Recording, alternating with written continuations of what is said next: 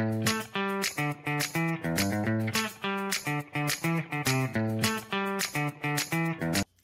Friends, welcome back to my channel Ramya's world. నేను మీ రమ్యాని. ఈరోజు ఒక మంచి స్నాక్ ఐటమ్ చేసి చూపిద్దాం అనుకుంటున్నాను. అదేంటంటే స్ట్రీట్ స్టైల్ వెజ్ కట్లెట్. దానికి కావాల్సిన పదార్థాలు, తయారీ విధానం చూసేద్దాం రండి. ఇప్పుడు మన స్ట్రీట్ స్టైల్ వెజ్ కట్లెట్స్కి కావాల్సిన పదార్థాలు చూసేద్దాము. సన్నగా చాప్ చేసుకున్న క్యారెట్, 5 మినిట్స్ పాటు ఉడికించిన బఠానీ, సన్నగా చాప్ చేసుకున్న బీట్రూట్, 5 మినిట్స్ కడిగి నానబెట్టిన అటుకులు, ఉడికించి తొక్క తీసిన ఆలు, చాప్ చేసుకున్న కొరియాండర్, చాప్ చేసుకున్న గ్రీన్ చిల్లీస్, సగం నిమ్మకాయ, bread crumbs, garam masala, chilli flakes, black pepper powder, కారం, ఉప్పు, కొద్దిగా మైదా, కొద్దిగా కార్న్ స్టార్చ్, కొద్దిగా అల్లం వెల్లుల్లి పేస్ట్, ఆయిల్, చాట్ మసాలా. ఇప్పుడు దాన్ని ఎలా తయారు చేయాలో చూసేద్దాం పదండి. ముందుగా ఇలాంటి ఒక ప్యాన్ పెట్టుకుని, స్టవ్ వెలిగించుకుని ప్యాన్ పెట్టుకుని అందులో కొద్దిగా ఆయిల్ వేసుకోవాలి. ఒక 2 స్పూన్ల వరకు ఆయిల్ వేసాను. దీన్ని కొద్దిగా వేడెక్కనిచ్చేద్దాం. ఆయిల్ కొద్దిగా హీట్ ఎక్కిన తర్వాత సన్నగా చాప్ చేసుకున్న బీట్రూట్ ఉంది కదా, ఇది ఇందులో వేసేస్తున్నాను.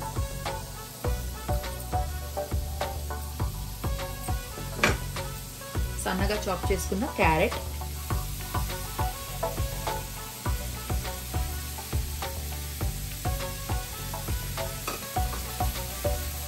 వీటిని ఒకసారి ఒక 5 మినిట్స్ పాటు ఆయిల్లో మగ్గించుకున్నాము. ఒకసారి కలిపేసి మూత పెట్టి మగ్గించేద్దాం. మనం మూత పెట్టి 2 మినిట్స్ అయింది. ఒకసారి తీసి కలుపుకున్నాము.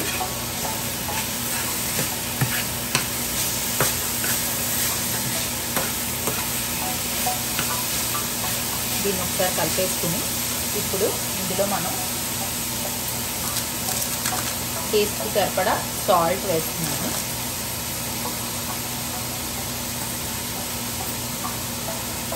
తర్వాత కారం, కొద్దిగా గరం మసాలా,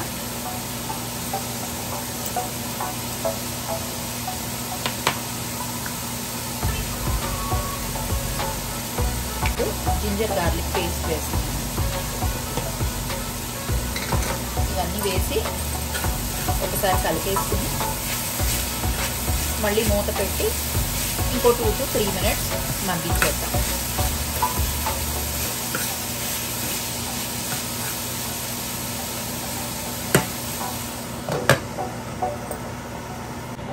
మరో 2 నిమిషాలు అయింది. ఇప్పుడు మనం మూత తీసి చెక్ చేద్దాము.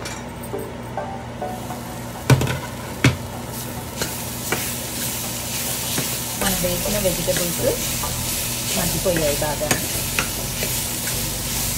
ఇప్పుడు దీన్ని స్టవ్ ఆఫ్ చేసేసి ఒక 10 నిమిషాల పాటు చల్లారనిచ్చేద్దాం. ఇది కంప్లీట్గా చల్లారిపోవాలి. దీన్ని బాగా చల్లారి పెట్టుకున్నాక మిగిలిన ప్రాసెస్ చూద్దాం. ఇప్పుడు ఇలాంటి ఒక మిక్సింగ్ బౌల్ తీసుకుని అందులో ముందుగా ఉడికించి పెట్టిన ఆలు,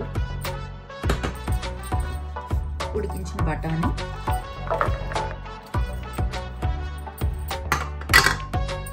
వేసుకుని మన పొటాటో మ్యాషర్ తోటి దీన్ని బాగా మ్యాష్ చేసుకోవాలి. ఇలా మ్యాష్ చేసుకున్నాక కడిగి నానబెట్టిన అటుకులు ఉన్నాయి కదా, వీటిని కూడా ఇందులో వేసేస్తున్నాను.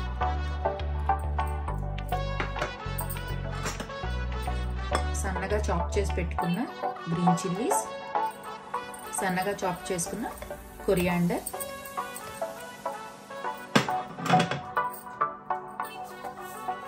టేస్ట్కి సరిపడా కొద్దిగా సాల్ట్, చిల్లీ ఫ్లేక్స్,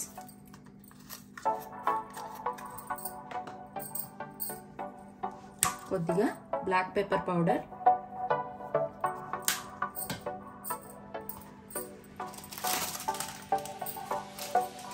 కొద్దిగా చాట్ మసాలా.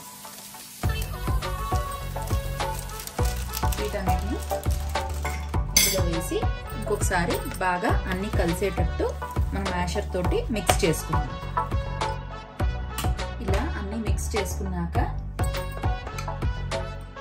ఒక 2 స్పూన్ల నిమ్మరసం వేస్తున్నాను.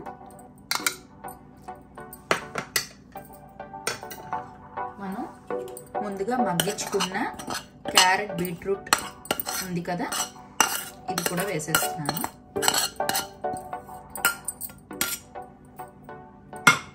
వేసి ఒక 2 స్పూన్ల మైదా వేసాను ఇందులోని. ఇది బైండింగ్కి బాగా యూజ్ అవుతుంది.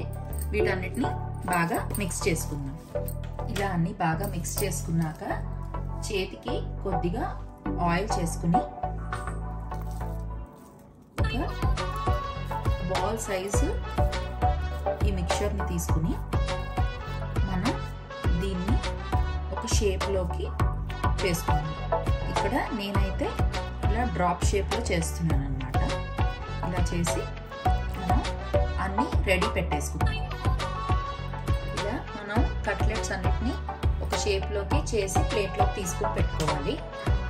ఇప్పుడు ఒక బౌల్లో ఒక 2 స్పూన్స్ మైదా వేస్తున్నాను. ఒక 1 స్పూన్ కార్న్ఫ్లవర్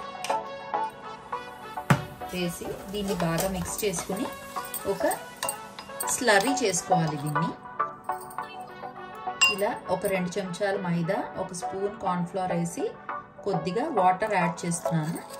దీన్ని లంప్స్ లేకుండా ఒక స్లర్రీ లాగా చేసుకోవాలి. దీన్ని బాగా మిక్స్ చేసుకుని మరీ థిక్గా ఉండద్దు, మరీ థిన్గా ఉండకూడదు.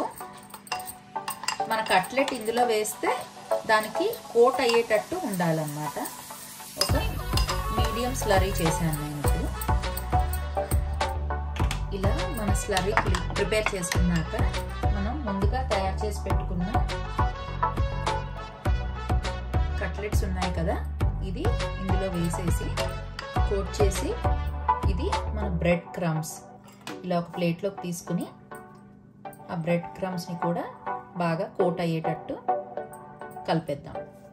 ఇలా మన కట్లెట్స్ అన్నిటినీ రెడీ చేసేసుకున్నాము. దీన్ని ఒక 15 to 20 మినిట్స్ పాటు డీప్ ఫ్రీజ్లో పెట్టి దాన్ని సెట్ చేసుకుందాం అన్నమాట. ఆ 20 మినిట్స్ మనం ఫ్రీజర్లో పెడితే ఏమవుతుందంటే కట్లెట్స్ అన్నవి బాగా సెట్ అయిపోతాయి. అప్పుడు తీసి దాన్ని ఐదర్ డీప్ ఫ్రై చేయొచ్చు లేదా బేక్ కూడా చేసుకోవచ్చు. 15 మినిట్స్ పాటు ఫ్రీజర్లో పెట్టిన తర్వాత ఇవి చూసారు కదా, ఇప్పుడు బాగా సెట్ అయిపోయాయి. దీన్ని డీప్ ఫ్రై చేసుకోవచ్చు, షాలో ఫ్రై చేసుకోవచ్చు లేదా అవన్లో బేక్ చేసుకోవచ్చు. ఇప్పుడు నేనైతే ప్యాన్ పెట్టి కొద్దిగా ఆయిల్ వేసి షాలో ఫ్రై చేసి చూపిస్తాను. ఇలా ఒక ప్యాన్ పెట్టుకుని కొద్దిగా ఆయిల్ వేసుకుని షాలో ఫ్రైకి సరిపడా ఆయిల్ పెట్టాను నేను. ఇప్పుడు ఇది కాస్త వేడెక్కిన తర్వాత ఎక్కువ వేడి చేయక్కర్లేదు, ఇది మీడియం స్టీమ్లో ఫ్రై చేసుకుంటే సరిపోతుంది. ఎక్కువ వేడి చేస్తే ఏమవుతుందంటే వెయ్యగానే కలర్ వచ్చేసి పైన అంతా మాడిపోయి లోపల కుక్ అవ్వదు.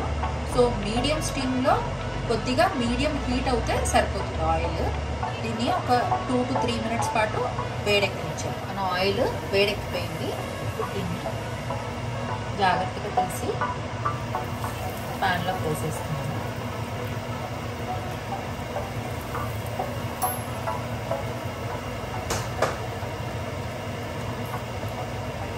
దీన్ని వేసిన వెంటనే కదపకుండా ఒక 30 సెకండ్స్ అలాగే వదిలేద్దాము. ఒకవైపు సెట్ అయ్యి వేగిన తర్వాత అప్పుడు దాన్ని టర్న్ చేసుకుందాం. మనం వేసి 30 సెకండ్స్ అయితే అయింది. ఇప్పుడు జాగ్రత్తగా రెండో వైపుకి ఫ్లిప్ చేస్తున్నాను.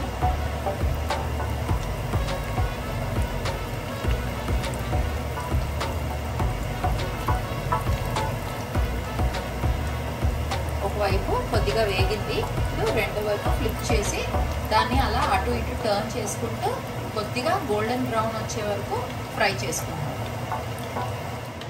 మన ఆయిల్లో వేసిన కట్లెట్స్ బాగా క్రిస్పీగా వేగిపోయాయి. ఇప్పుడు దీన్ని ఇలాగా ఒక పేపర్ టవల్ ఉన్న ప్లేట్లోకి తీసేస్తున్నాను.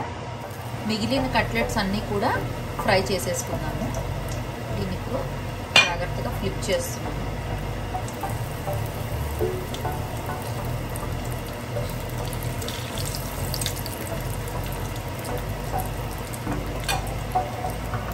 షాలో ఫ్రై చేసుకున్న మన కట్లెట్స్ని పేపర్ టవల్లోంచి తీసి ఇలాగా సర్వింగ్ ప్లేట్లో అరేంజ్ చేసుకుని టమాటో కెచప్తో కనుక సర్వ్ చేసుకుంటే మన వేడివేడిగా street style veg cutlets ready అయిపోయినట్టే.